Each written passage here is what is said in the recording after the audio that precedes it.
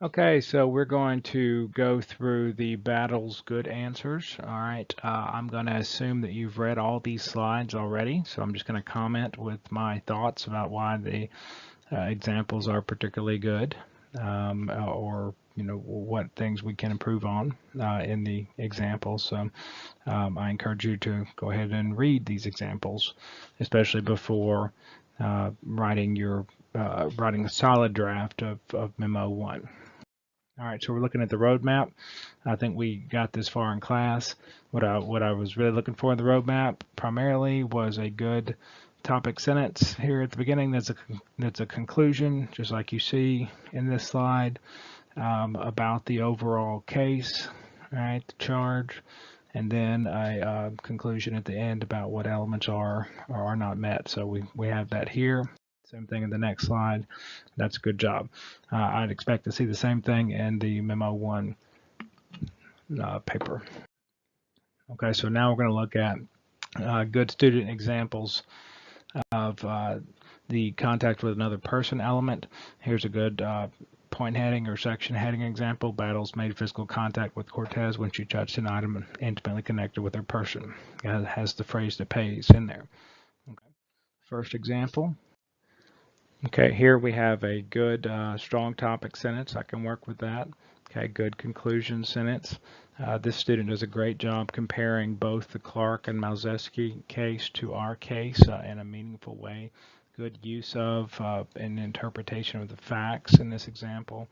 The only thing that, and it's well written, of course. The only thing that I would do differently to make it even better is, and going forward for Memo 1, I'd present the state's full argument first. You see, we get here into the counter argument really before we present the state's full argument, and then I would bring in that phrase that pays here at the end, intimately connected. Though, to be fair, I do believe the student might have had 2 or 3 paragraphs in this section. This is just a particularly good example of the case comparison analysis.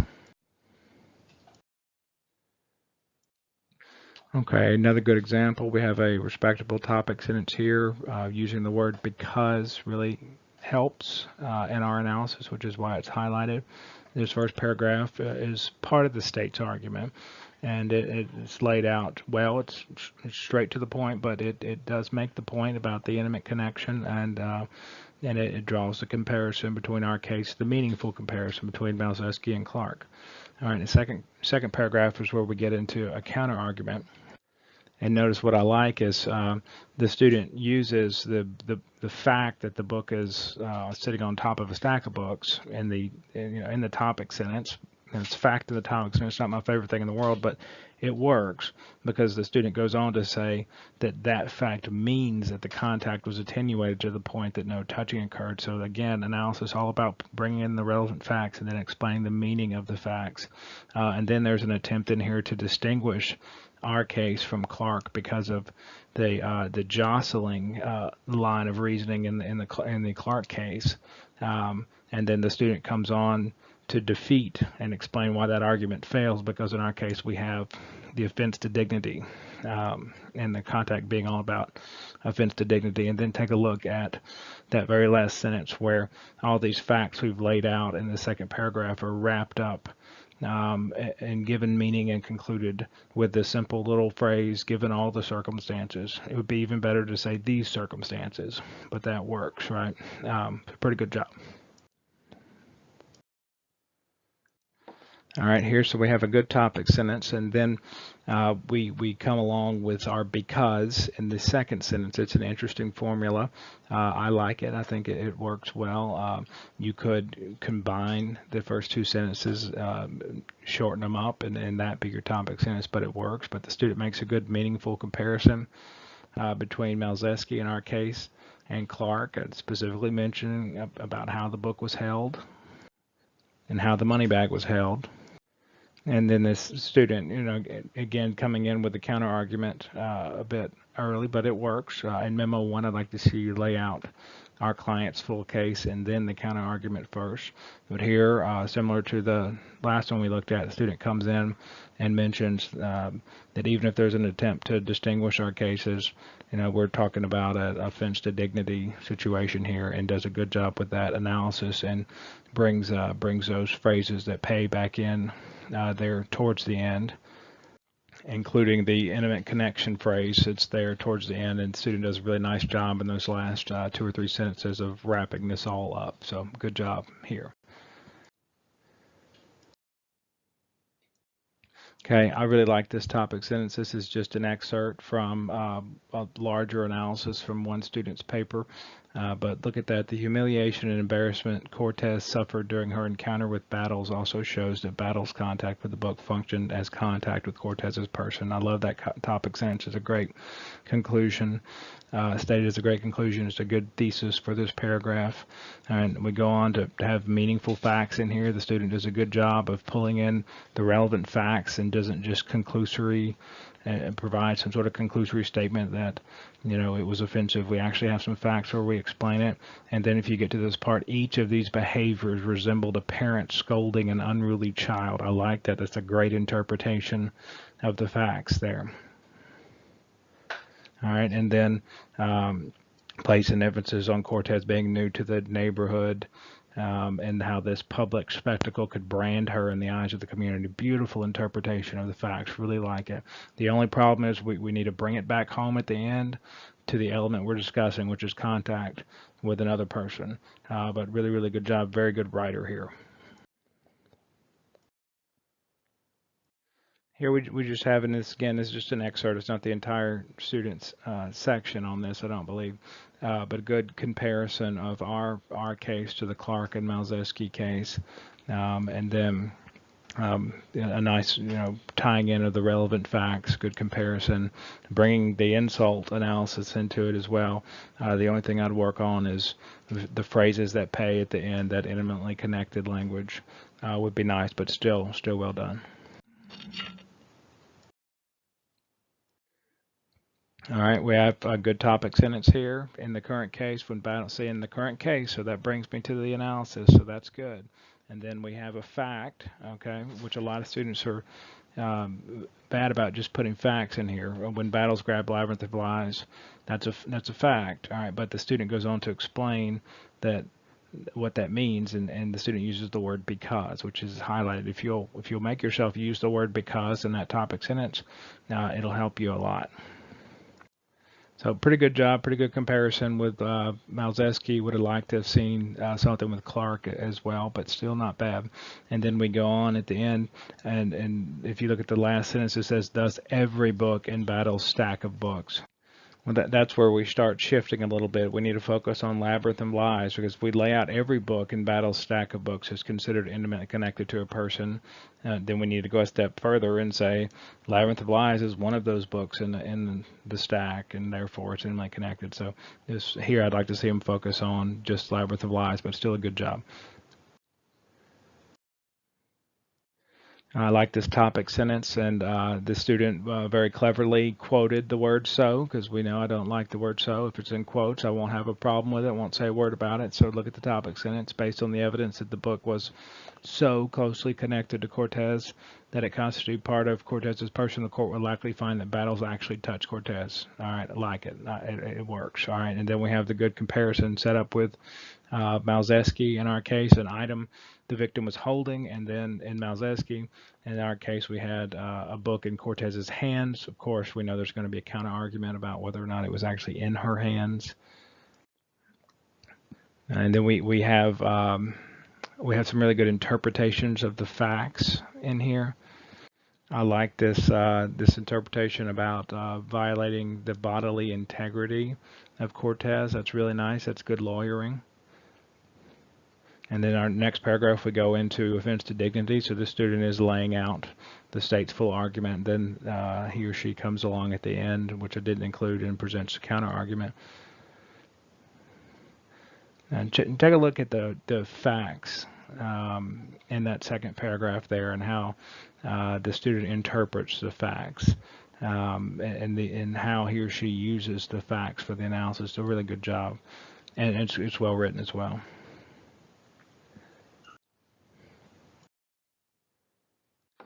All right, so here's the beginning of a counter argument section where the student just right away, very clearly explains, just plain as day, without any logical gaps, the counter argument.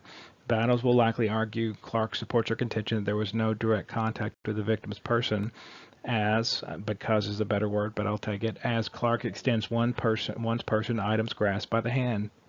Battles did not touch an item grasped by the victim's hands. Battles instead took a book from the top of a stack of the books the victim was carrying. Boom, right there. Plain as day, easy to read. Good job. Okay, and we did cover this one, I think, in both sections. My favorite two student papers on trying to distinguish the cases, which is something Battles was going to have to do here. She's going to have to distinguish these cases. In the first one, you have a well-written, well-explained distinction where the student actually explains why that counter argument will fail. That's important. That's important for memo number 1. All right, why will it fail or likely fail? Okay, memo number 1 is tricky. Number 2, not as well written, but it's well reasoned, explained, and then it's reconciled as well. The student explains why it presents a counter argument and explains why it will likely fail. So good job here by both these students. All right, so now we're on element number 2. Battle's action in making contact with Cortez was intentional. That's a perfectly fine section heading for now. Okay, we'll refine those as we move on, but so we're talking about intent to contact now, which was the easiest but also the trickiest section in this memo. Okay, so here we have a decent topic sentence, and then look at these facts. Brings in the relevant facts immediately right away in the second sentence. And what's the third sentence? Conduct such as this can establish that Battles intended for conduct to occur. It should be contact. I'm not sure if that's the student's typo or my typo. But that third sentence is an explanation of the meaning of the facts in the second sentence, and that's key. That's critical. Without that third sentence, those facts are just hanging out there. That's substituting facts for analysis. Also, what are we looking at here? That's just straight rules-based reasoning, which is all we really need. Of course, for grading purposes and for academia, we're going to do analogical reasoning with a case here next. But that's just straight rules-based reasoning. The rule is the defendant must have intended to contact the victim, and this is just an explanation of the relevant facts and why those facts show that rule is met. All right, and then so the student checks the box with analogical reasoning here by referring to Fay. Doesn't do much in the way of a case explanation or illustration or analogical reasoning, but it's enough because what the student says is exactly what we're looking for. Unlike Fay, circumstantial evidence in this case may be helpful, but it's not entirely necessary. There was a more substantial certainty in this case based on the facts because Battles, that's key. That's giving the meaning to the facts. That word because Battles herself purposely made contact with Maria's person, and the student does a good job in wrapping it all up with that final sentence. It logically flows. Thus, the third and final element of intent is sufficiently established. Okay, here, so we have a topic sentence. It's not the best in the world, but it works. It's a thesis for the paragraph. I'll take it. And then it's a nice little formula the student follows. In the next sentence, he or she writes, "This is because," and explains. All right, so we could combine the because with the topic sentence, but it's still good.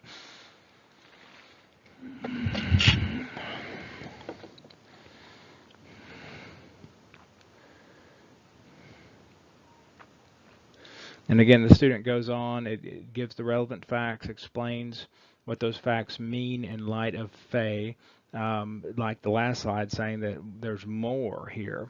So we don't have to aim for the same. We can say more here to show that the defendant was substantially certain that the contact was going to occur. And that might have tripped a lot of folks up. But good analogical reasoning here. You know, decent start, strong finish, no logical links, and checks all the boxes. Good job with the student. All right, another topic sentence that puts us on point. And look, I like, some of you may have a difficult time um, being this confident at this stage, and I understand that. And then some of you are too confident, and that's a problem too. But look what the student says: the state should have little difficulty proving that Battles displayed an intent to touch. I agree, all right, and I think it's perfectly fine to say that in an objective memorandum. And so we have a nice little case comparison. We have our substantial certainty, buzz language, our phrases that pay in here, and look at this. This is beautiful right here. The student says, by physically trapping Cortez, that's an interpretation of the facts. I'll take it. By physically trapping Cortez in the library when she was trying to escape, Battles escalated a tense situation and made a physical confrontation nearly certain to occur. Excellent job right there. Excellent job. And then the student goes on to, again, instead of trying to draw a parallel with Fay, to show how our case, we have more than Fay. All right, Battle's subsequent conduct exceeded that of Fay, who Fay passively waited for contact to occur. Instead, Battles actively reached toward Cortez and grabbed the book from the stack in her arms, invading her personal space and touching the items in her possession. Because is that next word, so the student is wrapping it up now logically. Nice job. And therefore, at the end, bringing it all back to intent to touch or intent to contact. Good job here. Okay, and so you know, this topic sentence will work as well. And again, this student is not trying to draw a parallel comparison with Fay, but trying to show how there is more, and showing how there is more evidence in our case of intent to contact than there was in Fay. You know, the student pulls in the relevant facts, explains what they mean, and then walks it back to the rule. All right, and so look at the very last sentence. Therefore, the state should be able to prove the element of intent is satisfied. All right, pretty good job here. All right, so this is a short little section, but it gets the job done well. All right, it says exactly what needs to be said and no more. And you can look at my comments about it. This is clearly and cleanly handled. Right, we've got the phrase that pays right there in the beginning. We bring in the facts that matter. All right, and then we explain. And I like how the student uses first and second here. I don't always like that, but it worked here. Now we explain how those facts mean something, tying it back to the substantial certainty, and then the requisite element of intent. All right, intent to contact is better. We want to be precise with the language, but still, really good job. Okay, so now we're on our third and final element. Battle's contact with Cortez was against Cortez's will. That will work for now as a section heading. We'll refine those as we go, but that works right now. So what we're talking about is against the victim's will. Okay, so we have a good topic sentence here. It'll work. It does set up kind of the thesis of the paragraph. We could do better with using the word because, but the student handles the because part in the actual paragraph, so that works. And notice this student uses Maria, which is interesting. You would do that if you actually work for the district attorney and this is your victim, Maria. You might actually use Maria instead of Cortez, and that's totally okay. That's within your discretion. I probably wouldn't. I like Battles, especially for persuasive, better in this case if we're dealing with defendant, because it makes her sound a little more confrontational. Look what the student here says in the very second sentence. It's beautiful. In Maria's case, she will have explicit communication of her lack of consent due to her testimony and her own assertion to call law enforcement. All right, so that's explaining. It's giving us facts and explaining what they mean in the same sentence.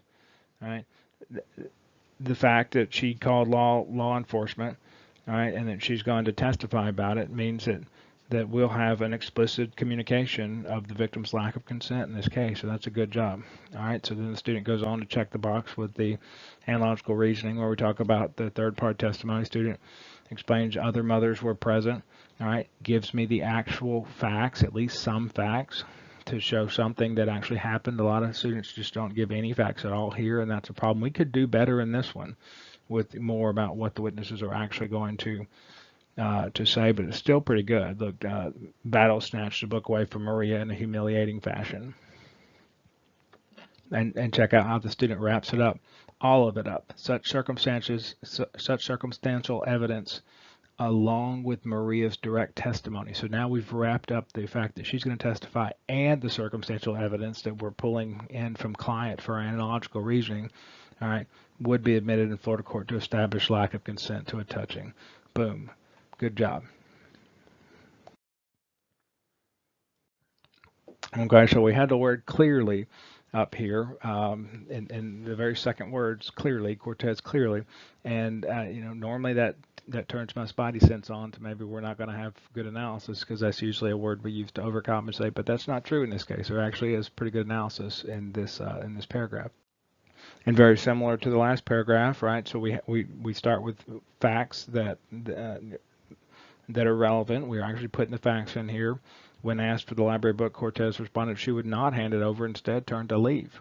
All right, so those are facts, and if we don't explain what that means, then we're not finished with our analysis. But look at the next sentence. This shows that Cortez did not consent to Battle's subsequent actions.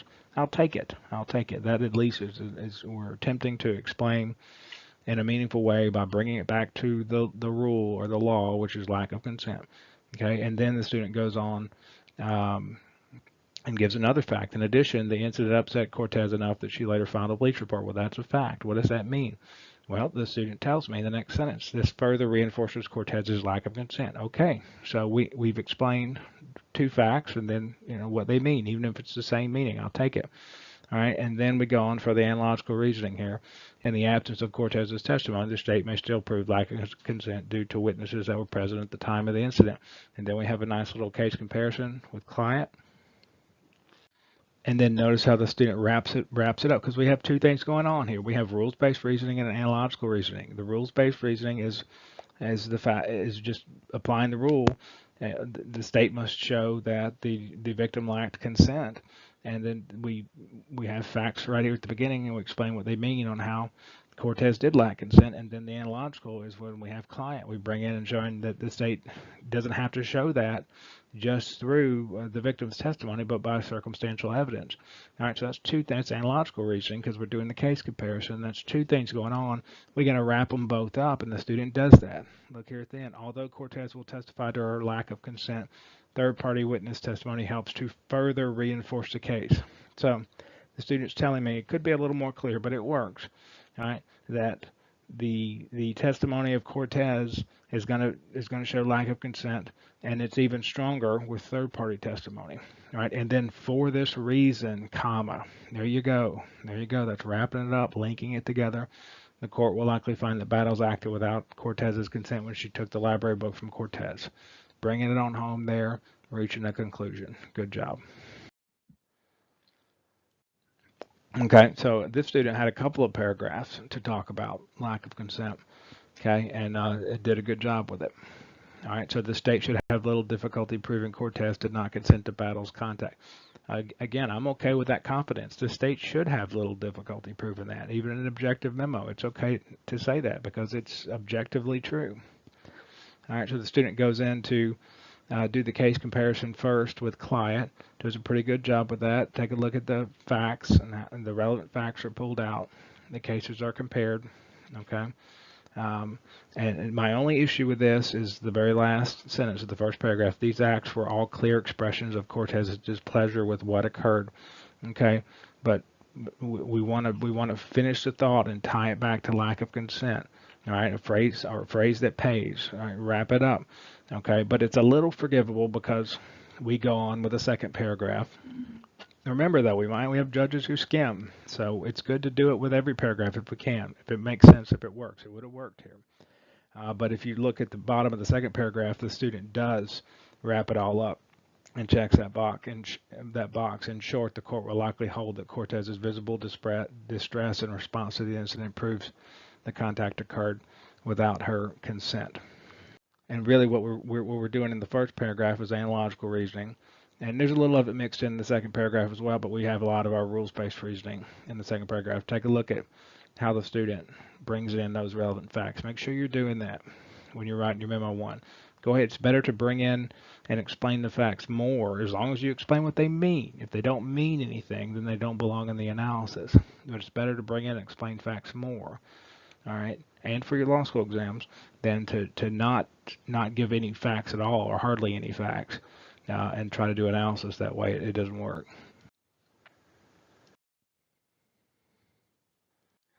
Okay, this is good. It's short, it's straight to the point, it works. There's just one thing I'd add. So we have the rules-based reasoning right here. It's in the topic sentence. Okay, the topic sentence should really be more of your thesis for the paragraph. And then you actually get into your actual analysis. But here it's straight in the topic sentences. In the case at hand, comma, that's good. That brings me to analysis. Ms. Cortez herself can provide unrefuted testimony that not only did she not consent to having the book grabbed from her arms, but she plainly stated her intent to keep the book when confronted by Battles. All right, so it would be helpful here, although it's in here enough. When the student writes that not only did she not consent, that's enough, but it would be more clear to have another sentence explaining what these facts mean. All right, that this alone is likely sufficient evidence for lack of consent. All right, but that's the rules-based reasoning. The student goes on to do the analogical reasoning. All right, and then I like this interpretation of the evidence here in this very last sentence. It works. Given this one-sided nature of the evidence on the issue of consent, the state should be able to establish this element beyond a reasonable doubt. That works. I'll take it. Okay, here is another good example of wrapping it all up with our rules-based and our analogical reasoning. So we start with the case comparison, our topic sentence. Similar to Clack, Cortez did not verbally object to the contact. That's not a good topic sentence, okay, because that's not a thesis for the paragraph, but we get good analysis in here. So that's the one thing we really need to work on with this is a good topic sentence. But take a look at how the student gives the relevant facts and explains what they mean here. And that's the key. You got to give the relevant facts, explain what they mean, tying them back to the law. All right, and then how they wrap it up, because we got two things going on. We've got Cortez's direct testimony, and then we've got the analogical reasoning, third-party witness stuff. All right, so we got to wrap it all up. The student says it at the end, relying on this circumstantial evidence and the testimony of Cortez. So now we're wrapping them both off, finishing that thought. The court will likely find that Battles contacted Cortez without Cortez's consent. I'll take it.